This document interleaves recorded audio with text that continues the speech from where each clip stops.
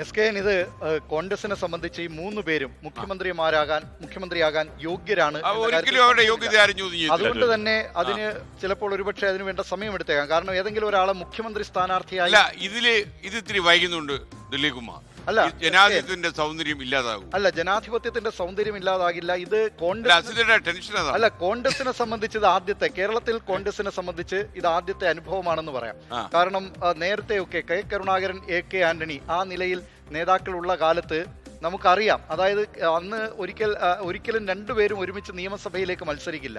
അപ്പോൾ കെ കരുണാകരൻ നിയമസഭയിലേക്ക് മത്സരിക്കുകയാണെങ്കിൽ സ്വാഭാവികമായും I ഗ്രൂപ്പിനായിരിക്കും, കെ കരുണാകരനായിരിക്കും മുഖ്യമന്ത്രി സ്ഥാനം എന്നറിയാം.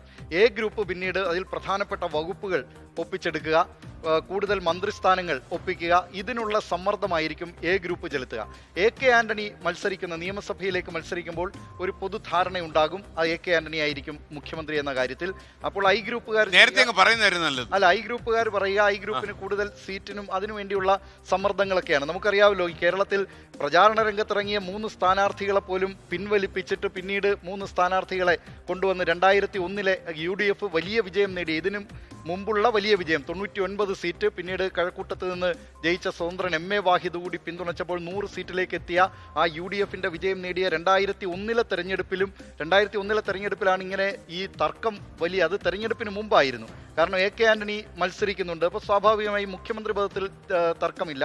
MLA മാരുടെ എണ്ണം കൂട്ടുന്നതുമായി ബന്ധപ്പെട്ട I ഗ്രൂപ്പ് നേരത്തെ തന്നെ 3 I വിഭാഗത്തിലുള്ള ആളുകളെ സ്ഥാനാർത്ഥികളാക്കി നിർദ്ദേശിക്കുകയും A വിഭാഗം പോസ്റ്ററൊക്കെ അടിച്ച് പ്രചാരണം തുടങ്ങിക്കഴിഞ്ഞ ആളുകളെ പിൻവലിപ്പിക്കുകയും ചെയ്യുന്നതിനും കേരളം സാക്ഷ്യം വഹിച്ചിട്ടുണ്ട്.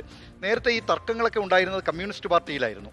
അത് 57 EMS വരുമ്പോൾ മുതലുള്ള തർക്കമുണ്ട്. EMSനെ മുഖ്യമന്ത്രിയാക്കുന്ന കാലത്ത് അദ്ദേഹത്തിന് ഈ ഭരണപരിചയം നേരത്തെയില്ല, പൊതുവെ അതിലുള്ള ആൾക്കാർക്കില്ല. പക്ഷേ TV തോമസ് തിരുക്കൊച്ചി നിയമസഭയിൽ ഉണ്ടായിരുന്നു. അതുകൊണ്ട് തന്നെ തിരുക്കൊച്ചി നിയമസഭയിലെ പ്രതിപക്ഷ നേതാവായിരുന്നു. അദ്ദേഹത്തെ മുഖ്യമന്ത്രിയാക്കണം എന്ന താല്പര്യം ഉള്ള ഒരു വലിയ വിഭാഗം അന്ന് കമ്മ്യൂണിസ്റ്റ് പാർട്ടിയിൽ ഉണ്ടായിരുന്നു. പക്ഷേ അന്ന് സംസ്ഥാന സെക്രട്ടറി ആയിരുന്ന MN ഗോവിന്ദൻ നായർ ഒരു ഉറച്ച നിലപാടെടുത്തു. EMSനെ മുഖ്യമന്ത്രിയാക്കിയില്ലെങ്കിൽ താൻ പാർട്ടി സെക്രട്ടറി സ്ഥാനം രാജിവെക്കും എന്ന ആ ഭീഷണിക്ക് മുന്നിൽ അന്ന് EMSനെ മുഖ്യമന്ത്രിയാക്കുന്നു.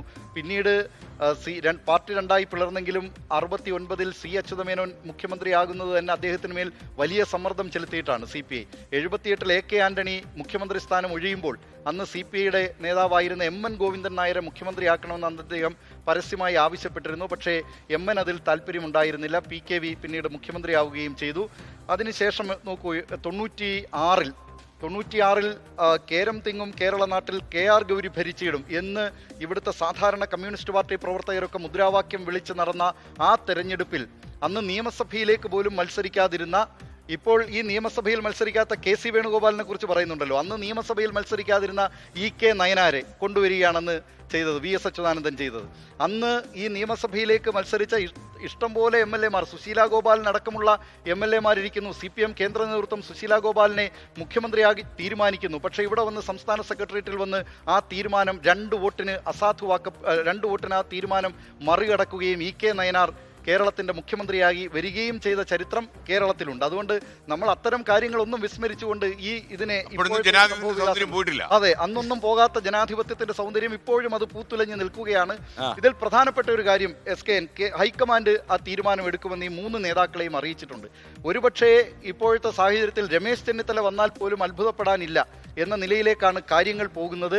3 പേരോടും ഇന്നലെ അറിയില്ല. അതെ, അല്ല, 3 പേരോടും ഇന്നലെ ഹൈക്കമാൻഡ് ആ കാര്യം വ്യക്തമാക്കി. അത് മല്ലികാർജുൻ ഖർഗെയും രാഹുൽ ഗാന്ധിയുമായിരുന്നല്ലോ. ആദ്യം നിരീക്ഷകരും ദീപാദാസ് മുൻഷിയും ഈ നേതൃത്വവുമായി ചർച്ച നടത്തി, 2 പേരുമായിട്ട്. പിന്നീട് ഉച്ചയ്ക്ക് ശേഷം KPCC പ്രസിഡന്റ് സണ്ണി ജോസഫ് ആദ്യം എത്തുന്നു, അതിനുശേഷം രമേശ് ചെന്നിത്തല എത്തുന്നു. അങ്ങനെ ഓരോരുത്തരെയും വെവ്വേറെ കണ്ടു. VD സതീശനെ കാണുന്നു, ഒടുവിൽ KC വേണുഗോപാലിനെ കാണുന്നു. അതിനുശേഷം ഈ 3 പേരെയും ഇരുത്തി കോൺഗ്രസ് നേതൃത്വം ചർച്ച നടത്തി. 3 പേരെയും ഇരുത്തി. പക്ഷേ കാര്യമായി ആരാണ് എന്നുള്ള മനസ്സിലിരിപ്പ് പറഞ്ഞില്ല. ആദ്യം തന്നെ രാഹുൽ ഗാന്ധി അവിടേക്ക് എത്തിയിട്ട് പറഞ്ഞത് നിങ്ങളൊന്ന് റിലാക്സ് ചെയ്യുന്നതാണ്. അതിനുശേഷം അദ്ദേഹം പറഞ്ഞ ആ ഡയലോഗ്, നിങ്ങളെല്ലാവരും മുഖ്യമന്ത്രി സ്ഥാനത്തേക്ക് യോഗ്യരായ ആൾക്കാരാണ്, അതുകൊണ്ട് നിങ്ങളിൽ ഒരാളെ തീരുമാനിക്കും, ആ തീരുമാനം നിങ്ങൾ എല്ലാവരും അംഗീകരിക്കണമെന്ന് പറഞ്ഞു. ആ തീരുമാനത്തിന് കാത്തിരിക്കുകയാണ് കേരളം.